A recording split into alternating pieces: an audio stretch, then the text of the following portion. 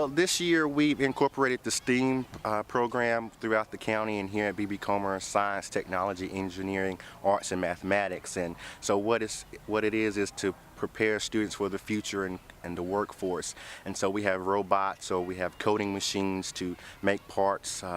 We just recently did something with NEMAC where students were able to make a part for one of the vehicles there in the plant. And so we're doing great things in that area as far as that. And then in the summertime, they're doing an extreme camp in July, which will be geared towards the middle school students, 7th and 8th graders, to come out and get extra help as they prepare to take those STEAM classes this upcoming school year in 2017.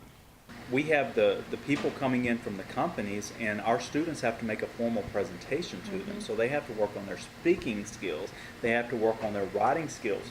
These are not the first drafts of the boards that they created. No. Because I came in, I looked at them, let's fix this, this needs to be changed. And you know, they didn't grumble about it, they went in and they made the necessary changes. So, you know, again, you know, when am I going to use this?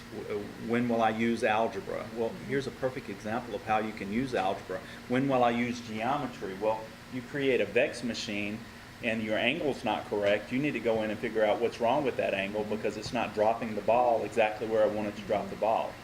So this is the practical, hands-on application of everything that they're learning in the class. Y'all not gonna let them fail. No, not at all. There's those days where, hey, if you don't got it, tough. But now I'm seeing that you guys are not gonna let them fail. And but I think more importantly is we need to show them that, you know, to fail is not necessarily a bad thing. That's a learning opportunity. We learn from the failures. So it's okay to fail, but we're going to show you how to make the product better. And then you go back and you make it better. Or you tell me how you can make the product better, and then give me that third draft, that fourth draft, that fifth draft, that final product that you are finally satisfied with. and in their classes, you know, like for example in Mr. Poe's class, one of the strategies he uses is argument-driven inquiry. So this is the way that the students are, and that's in his course. That's part of his regular coursework, where the students have this question, this situation that they have to work through and apply the things that they've learned in their class, and they present it and share it with each other.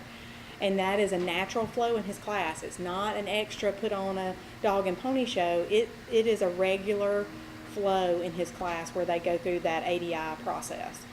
So it's not just in this room, it's in all of their coursework. I know that Ms. Patterson uses, you know, strategies like that in her class, where the students have a format that they follow when they discuss characterization, and, you know, when they're reading novels, about how to interpret and infer and what does that mean, and using the evidence from the text, and you know, defending those arguments in their classes. So it's really a mindset in the school building, not just in this room.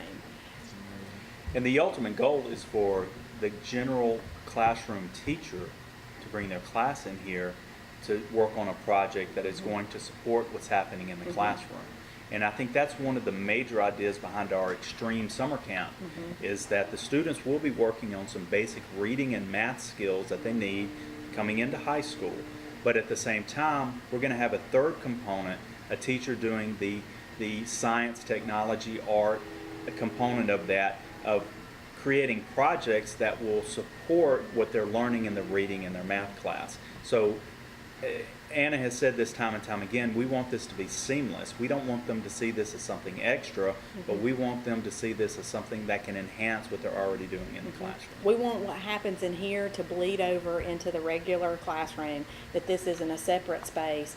It is a place where these things are housed, and you can take them into your room and utilize them. One thing that we have not talked about is the Hummingbird, which is, you know, it's a robotics component that we have in here, and the students can code and create. It's really artistic. I wish I had an example to show you, but those are things that are very hard to keep together, because they'll use cardboard or paper and all this thing and make this big elaborate and make it move and do different things, and it'll do like the Spheros, you know, it'll speak and it'll blink and change lights, and there's movement and blah blah blah. But that's something that can be integrated into any core subject. You know, just like I said, in Miss Patterson's room, she's studying Romeo and Juliet. Well, that's something that her students can utilize to create a scene. I mean, you know, they're using WeVideo to create videos in their class to replicate what they're reading in their class. So it's happening where these things are not just happening in here, that they're happening in their general ed classes and AP classes as well. And that's helping the engagement and helping them want to continue and not see or be intimidated by AP class because they see that it's fun. It seems like it's a modern day renaissance going on. I think Leonardo da Vinci would be very Yes. impressed because I mean Yes. he was a man of everything: art, science, technology. I mean he essentially created the first flying machine that never really flew, but it's just amazing. It just seems like a new renaissance period happening. The vision was there, and Yeah. that's hopefully what we can do with these students is help create a vision for them, the purpose for education. One thing, I mean, you know, STEM has always been around, you know, science, technology, engineering, and math, and that's what most people are familiar with. But then the adding of art, and a lot of people, you know, question and say, how does art fit in there? How does that work exactly? And, you know, when you look at what an engineer does, and when they draw out and have the vision of a new car, or have the vision of a new part, or have the vision to build a bridge, or, you know, any of those things, that's an art form. I mean, I look at people that are able to do those things, and I guess in my own age and lack of experience that these kids have had, look at it and I'm intimidated and think, oh, I could never do that. And we laugh as adults when we look at things, you know, because we've all tried this and we've made things. I was talking with one of our technology support group members, and he showed me he had made this little house, and it even had the little rooms, and he had coded it and printed it and showed me, and we laughed how proud he was of that because we've all tried it. That's an art form. Yeah. And so we're helping them to realize that the things that you do in your work are things to be appreciated and be proud of because it is art. It may not be art the way that we look at it, that, you know, you're not painting a picture or whatever. It can be that, but it can be a lot of other things too. To design that is art.